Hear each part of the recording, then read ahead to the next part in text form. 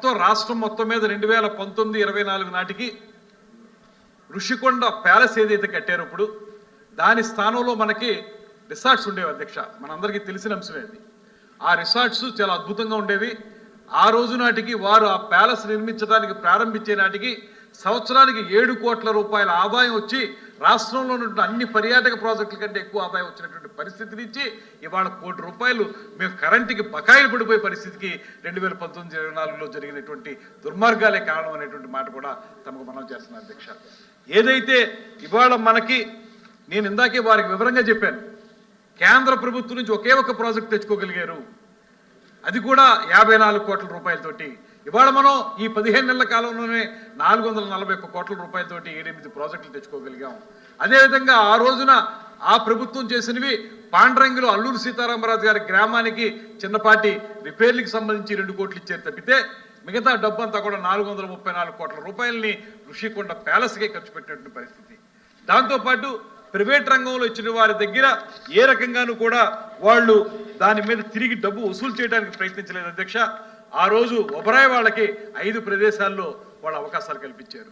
ఇందులో చూస్తే ఇవాళ ముంతాజ్ పేరుతోటి ఒబరాయ్ వాళ్ళు పెట్టారనేటువంటిది ఏదైతే ఉందో అది ఆ రోజుని 2019-24 మధ్యలోనే శాంక్షన్ చేసినటువంటి అంశం అధ్యక్ష.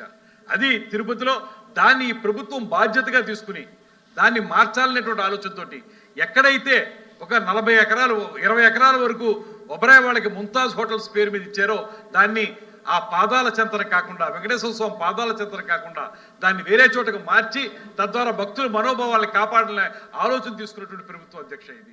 ఆ రోజు కూడా వాళ్ళు శాంక్షన్ చేసామన్నారు తప్పితే ఎక్కడా కూడా ఒక ఇటుక పేర్చినటువంటి పరిస్థితి లేదు అధ్యక్ష. అదేవిధంగా ఇక్కడ అన్నవరం విశాఖపట్నం దగ్గర భోగాపురం ఎయిర్పోర్ట్ దగ్గర దానికి మాత్రం ఈ ప్రభుత్వం వచ్చిందంటే పనులు జరుగుతూ ఉన్నాయి అధ్యక్ష. అదేవిధంగా ఏ టైము అధ్యక్ష వారు అడిగిన ప్రశ్నలకే నేను సమాధానం చెప్తా ఉన్నాను. మీరు 2019 నుంచి 24 వరకు జరిగినటువంటి కార్యక్రమాలు ఏ రకంగా ఉన్నాయనేటువంటి మాట అడుగుతున్నారు. దానికి నేను చెప్పేది ఆ రోజు మీరు శాంక్షన్ చేసినవేవి కూడా మీరు ప్రాపర్గా చేయకపోవటం వల్ల వాటిని మేము ప్రారంభించడానికి అవకాశం దొరకలేదు. దాన్ని మార్చి ఏ రకంగా ప్రజలకు ఉపయోగపడతాయనేటువంటి ఆలోచన చేసి ఇవాళ మళ్ళీ కొత్తగా మీరు శాంక్షన్ చేసినవి మేము వచ్చాం కనుక క్యాన్సిల్ చేస్తామనేటువంటి మాట మాత్రం మేము తీసుకోలేదు. వాటిని కంటిన్యూ చేయడానికి వాటిని ఏ రకంగా ముందుకు తీసుకెళ్లాలనేటువంటి ఆలోచనతోటే వాటిలో మార్పులు ఏమన్నా అవసరమైతే మార్పులు చేసి ఆ ప్రాజెక్టులు ముందుకు తీసుకెళ్ళడానికి ఈ ప్రభుత్వం ప్రయత్నిస్తుందనేటువంటి మాటని తమ ద్వారా తెలియజేస్తూ ప్రైవేట్ రంగం అంటే ఇక్కడ దయచేసి ప్రైవేట్ రంగానికి పీపీపీకి ఉన్నటువంటి ఆ తేడాన్ని గమనించాల్సిందిగా నేను కోరుతా ఉన్నాను. పబ్లిక్ ప్రైవేట్ పార్ట్నర్షిప్లో ప్రైవేట్ ఉంటుంది, పబ్లిక్ గవర్నమెంట్ ఉంటుంది కనుక దాన్ని దృష్టిలో పెట్టుకుని ఏదైతే మీరే ఆ రోజు ప్రారంభించారో మీరే ప్రారంభించారు, మేము ప్రారంభించింది కాదు. 2019-24లోనే ఓఎండ్ఎం ప్రైవేట్ వాళ్ళకి ఇచ్చారు, మీరు దాన్నే మేము కంటిన్యూ చేస్తున్నాం అనేటువంటి మాటని తమ ద్వారా తెలియజేస్తున్నాను అధ్యక్ష.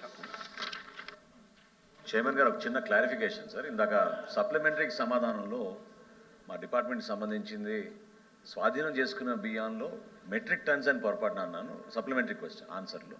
అది మెట్రిక్ టన్స్ కాదు క్వింటాల్స్ అధ్యక్ష. అది ఒకటి రికార్డ్స్లో కరెక్ట్ చేయమని రిక్వెస్ట్ చేస్తాను. Thank you. మీరు అడుగుతారా దీని మీద టూరిజం మీద? Tourism sir. సార్ అధ్యక్ష ఆపర్చునిటీ చాలా థ్యాంక్స్ అధ్యక్ష, మీకు ధన్యవాదాలు.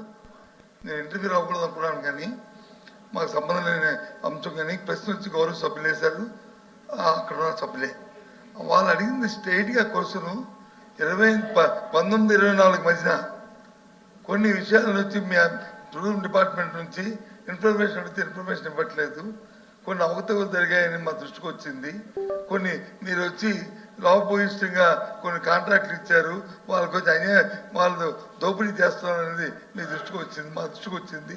అది ఏమైనా వాస్తవమా అని అడిగారు. అవి ఇన్ఫర్మేషన్ చెప్పండి, మేము ఎందుకలా చెప్పాలంటే మరి మంత్రి ఏమో చెప్తాను, అసలు జరిగిందా లేదా, లేదా జరిగితే ఎంక్వైరీ జరుగుతుందా లేకపోతే ఏమవుతుందా అసలు విషయం. ఎందుకంటే ఆ యాంబిగ్యూటీ ఎందుకు? ప్రభుత్వం మీదే ఉంది కదా, ఫైల్స్ మీద ఉన్నాయి కదా, చట్టాల మీద ఉన్నాయి కదా, అన్ని మీద ఉన్నాయి కదా, అది చేసి వాస్తవం చెప్పచ్చు స్ట్రైట్గా. దానికోసం వచ్చి ఇవన్నీ అడిగిన వాళ్ళు అడిగిన క్వశ్చన్కి మీరు మంత్రి గారు సమాధానం ఇక్కడ పొందలేదు. చాలా సంతోషం. మీరు చేస్తున్న డెవలప్మెంట్ చేయబోయే కార్యక్రమాన్ని చెప్తారు, అవన్నీ అమలు జరగాలని అమలు జరిగితే మంచిదని మేము భావిస్తున్నాం, జరగాలని కోరుకుంటున్నాం కూడా. మీరు చెప్పిన నేను మేము దేనికి కూడా దానికి మాకు అభిప్రాయ భేదం లేదు. కానీ ఇప్పుడు కాకపోయిన తర్వాత అయినా సరే తమరు ఏమైనా జరిగితే అవి రిటర్న్గా పంపించండి. మాకు కూడా వస్తాయి కాబట్టి సభ్యులకి సమాధానం మేము కూడా చదివి ఆనందిస్తాం, తెలుసుకుంటాం.